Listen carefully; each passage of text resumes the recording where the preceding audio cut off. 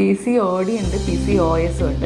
PCOD ഉള്ള ഒരാളായതുകൊണ്ട് അയ്യോ എനിക്ക് കുട്ടികളുണ്ടാവില്ല അങ്ങനെയൊന്നും പേടിക്കേണ്ട ഒരു കാര്യവുമില്ല. എന്തുകൊണ്ടാണ് ഇത്രയും കുട്ടികൾക്ക് പ്രശ്നം ഉണ്ടാകുന്നത്, എന്തുകൊണ്ടാണ് ഈ ടീനേജ് കുട്ടികൾക്ക് പ്രശ്നം ഉണ്ടാകുന്നത്, എന്തുകൊണ്ടാണ് കല്യാണം കഴിഞ്ഞ കുറച്ച് ആളുകളിൽ പ്രശ്നം ഉണ്ടാകുന്നത്?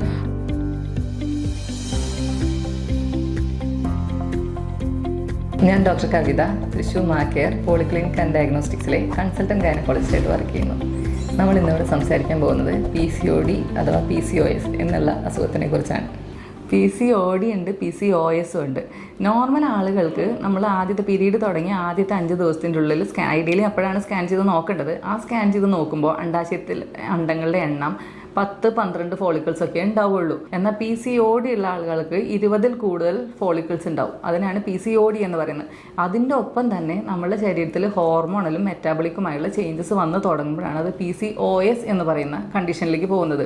PCODയേക്കാളും ട്രീറ്റ് ചെയ്യാൻ ബുദ്ധിമുട്ടാണ് PCOS എന്നുള്ളത്. ഇപ്പോൾ PCOD ഉണ്ട് എന്ന് കണ്ടതുകൊണ്ട് ഒരാളും പേടിക്കേണ്ട കാര്യമില്ല. അത് നമുക്കൊരു ഡയറ്റ് കൺട്രോൾ കൊണ്ട് നമുക്കങ്ങ് ശരിയാക്കാവുന്ന കാര്യമേ ഉള്ളൂ. പക്ഷേ PCOSലേക്ക് കടന്നാൽ അത് ട്രീറ്റ്മെൻറ്റ് കുറച്ചും കൂടി ബുദ്ധിമുട്ടാണ്, കോംപ്ലിക്കേഷൻസ് കുറച്ചും കൂടി ബുദ്ധിമുട്ടാണ്. എന്തുകൊണ്ടാണ് ഈ PCOD അല്ലെങ്കിൽ PCOS നമുക്ക് ഉണ്ടാവുന്നതെന്ന് വെച്ച് കഴിഞ്ഞാൽ അതിനൊരു കൃത്യമായ കാരണം ഇതുവരെ ആരും കണ്ടുപിടിച്ചിട്ടില്ല. ഡോക്ടർ കമ്മ്യൂണിറ്റിയിൽ തന്നെ ഇതിനൊരു പ്രത്യേക ഇന്നത് കൊണ്ടാണ് PCOD ഉണ്ടാവുന്നത്, ഇന്നത് ചെയ്യരുത് അങ്ങനെയല്ല പറയുന്നത്. PCOD ഉണ്ടാവാൻ മെയിനായിട്ട് ഇപ്പോൾ കാരണങ്ങൾ പറയുന്നത് ജനറ്റിക് ആയാലും ജനിതകമായ കാര്യങ്ങളാണ്, അല്ലെങ്കിൽ പാരമ്പര്യപരമായ കാര്യങ്ങളാണ്. പിന്നെ നമ്മൾ കാരണം ഉണ്ടാവുന്ന എന്തെങ്കിലും നമ്മളുടേതായ കോൺട്രിബ്യൂഷൻ എന്തൊക്കെയാണെന്ന് വെച്ചാൽ നമ്മുടെ ഭക്ഷണ രീതികൾ, ജങ്ക് ഫുഡ് കഴിക്കുന്നത്, കൂടുതൽ മധുരം കഴിക്കുന്നത്, അതുപോലെ തന്നെ സെഡൻറ്ററി ആയിട്ടുള്ള ലൈഫ് സ്റ്റൈൽ, നമ്മളധികം വർക്കൗട്ടൊന്നും ചെയ്യാത്ത രീതിയിലുള്ള ജോലി ചെയ്യുന്നത്, പിന്നെ ചില ആളുകൾ മരുന്നുകൾ കഴിക്കുന്നത്, ചില അസുഖങ്ങൾക്ക് വേണ്ടിയുള്ള മരുന്നുകൾ, എക്സാമ്പിൾ സൈക്കാട്രി മെഡിസിൻസ് ഒക്കെ കഴിക്കുമ്പോൾ നമ്മൾ ഓവറി തന്നെത്താൻ കുരുക്കൾ കുമിളകൾ പോലെ ഉണ്ടാവാൻ തുടങ്ങും, PCOD ചേഞ്ചസ് കാണാൻ തുടങ്ങും. അതുപോലെ തന്നെ ചില ഓവർ ദ കൗണ്ടർ ചിലർക്ക് എന്തെങ്കിലും അസുഖത്തിന് വേണ്ടിയിട്ട് മെഡിക്കൽ ഷോപ്പിൽ പോയി മരുന്നുകൾ വാങ്ങി കഴിക്കും. അവരറിയുന്നില്ല ഇതിന് ചിലപ്പോൾ ഡ്രോബാക്ക് ആയിട്ട് അണ്ടാശയത്തിൽ അണ്ടങ്ങൾ കുരുക്കൾ പോലെ വന്ന് പോളിസിസ്റ്റിക് ഓവറിയായി മാറും എന്നുള്ളത്. നാച്ചുറലി പിന്നെ അതിൻ്റെതായ കോംപ്ലിക്കേഷൻസ് വന്നു കഴിയുമ്പോൾ മാത്രമാണ് ഇതൊരു PCODയിലേക്ക് പോയി അവർ കഴിച്ച മരുന്നുകൾ അതിന് കാരണമായേക്കുന്നു എന്ന് മനസ്സിലാവുന്നത്. ഇതിനെ പ്രിവെൻറ്റ് ചെയ്യാനായിട്ട് ഭക്ഷണത്തിൽ ഡയറ്റ് കൺട്രോൾ ചെയ്യുക, മധുരം കുറയ്ക്കുക, എണ്ണയും കൊഴുപ്പും ഒക്കെ ഒഴിവാക്കുക, എക്സസൈസുകൾ റെഗുലറായിട്ട് ചെയ്യുക, ബോഡി ഫാറ്റ് കൂടാതെ നോക്കുക, മരുന്നുകളൊക്കെ കൃത്യമായി ഡോക്ടർമാരെ കണ്ടതിന് ശേഷം മാത്രം വാങ്ങി കഴിക്കുക. PCOD ഉള്ള ആളുകൾക്ക് ഇൻഫെർട്ടിലിറ്റിയുടെ ചാൻസ് കൂടുതലാണ്, വന്ധ്യതയുടെ ചാൻസ് കൂടുതലാണ്. കാരണം എന്താ വെച്ചാൽ കറക്റ്റായിട്ട് ഓവുലേഷൻ നടക്കാത്തത് കൊണ്ടാണ്. അപ്പോൾ സാധാരണ ഒരാൾക്ക് 5 ദിവസം മരുന്ന് കൊടുത്താൽ പ്രഗ്നൻസി ചാൻസ് കൂടുതലാണെങ്കിൽ PCOD ഉള്ള ആൾക്കാർക്ക് ചിലപ്പോൾ 10-15 ദിവസം മരുന്ന് കൊടുക്കേണ്ടി വരും. മരുന്നിൽ മാത്രം, ഗുളികയിൽ മാത്രം നിൽക്കാതെ ഇഞ്ചക്ഷനിലേക്ക് കടക്കേണ്ടി വന്നേക്കാം. അതും കഴിഞ്ഞ് അടുത്ത സ്റ്റെപ്പായ IVF പോലുള്ള ചികിത്സയിലേക്ക് കടക്കേണ്ടി വന്നേക്കാം. അപ്പോൾ നമ്മൾ IVF ചെയ്യുന്ന ഒരു ഗ്രൂപ്പ് ഓഫ് ഇൻഫെർട്ടിലിറ്റി പേഷ്യൻസിനെ എടുത്ത് വെച്ച് നോക്കിക്കഴിഞ്ഞാൽ അതിൽ ഭൂരിഭാഗം പേരും PCOD ഉള്ളവരായിരിക്കാം. എന്ന് വെച്ചാൽ PCOD ഉള്ള എല്ലാവർക്കും ഇൻഫെർട്ടിലിറ്റി ഉണ്ടാവുന്ന യാതൊരു നിർബന്ധവും ഇല്ല. PCOD ഉള്ളവർക്ക് നമ്മൾ സാധാരണ രീതിയിൽ തന്നെ പ്രഗ്നൻസി ഉണ്ടാവാം. കാരണം ഈ എല്ലാ ഇതിലും ഓവുലേഷൻ നടക്കുന്നില്ല എന്നല്ല, മിക്കവാറും സൈക്കിളിൽ ഓവുലേഷൻ നടക്കുന്നില്ല എന്നല്ല, ഏതെങ്കിലും സൈക്കിളിൽ ഓവുലേഷൻ നടക്കാം.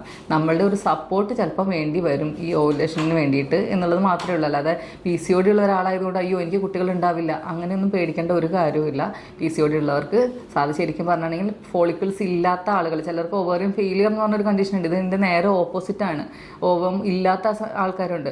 അതിനെ വെച്ച് നോക്കുമ്പോൾ PCOD ഉള്ള ആൾക്കാർക്ക് പ്രഗ്നൻസി ആവാൻ ചാൻസ് കൂടുതലാണ്. ഞാനത് പ്രത്യേകം പറയാൻ കാരണം എന്താ വെച്ചാൽ പലരും PCOD എന്ന് കേൾക്കുമ്പോഴേക്കും അയ്യോ കുട്ടികൾ ഉണ്ടാവില്ല, അതുകൊണ്ട് മാരേജിനെ തന്നെ എഫക്റ്റ് ചെയ്യുന്ന കുറേ സിറ്റുവേഷൻസ് ഉണ്ട്. അപ്പോൾ അങ്ങനെ പേടിക്കേണ്ട കാര്യമില്ല. PCOD ഉണ്ടെങ്കിൽ ഫോളിക്കിൾസ് നമ്പർ കൂടുതലായിരിക്കും, പക്ഷേ ചിലപ്പോൾ സാധാരണ ആൾക്കാരെക്കാട്ടിലും കുറച്ച് കൂടുതൽ മരുന്ന് വേണ്ടി വന്നേക്കും, അത്ര മാത്രമേ ഉള്ളൂ.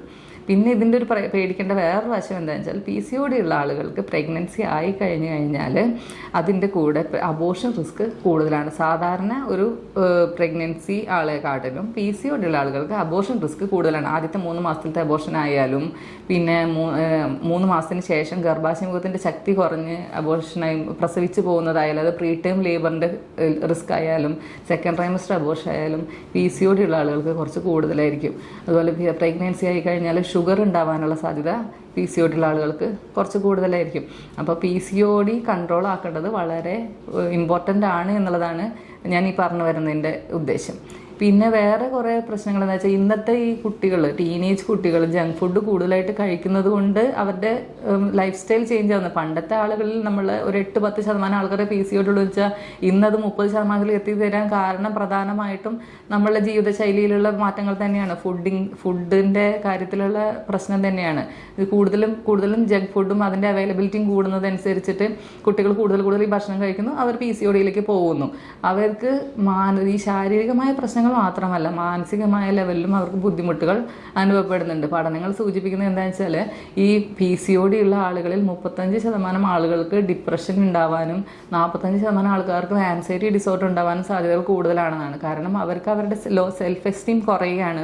ഇതിൻ്റെ ഭാഗമായി ശരീരത്തിലുണ്ടാകുന്ന മാറ്റങ്ങൾ, ഹെയർ ഗ്രോത്ത് ആവട്ടെ, കറുത്ത നിറങ്ങൾ, കഴുത്തിന് പുറകിലൊക്കെ വരുന്ന കറുത്ത നിറമാവട്ടെ, ബോഡി ഇമേജ് ആവട്ടെ, അങ്ങനെ പല കാരണങ്ങൾ കൊണ്ടും അവരുടെ ലോ എസ്റ്റീമായി മാറുന്നത് കൊണ്ട് അവർക്ക് പുറത്തേക്ക്, അതായത് അവരുടെ പോസിറ്റിവിറ്റി കുറയുന്നു എന്നാണ് കാണിക്കുന്നത്. അപ്പോൾ നമുക്കിത് കറക്റ്റ് ചെയ്യാൻ പറ്റുന്ന നമ്മുടെ കയ്യിലുള്ള ഒരു കാര്യം നമ്മൾ ഒരിക്കലും അത് കറക്റ്റ് ചെയ്യാതിരിക്കരുത്.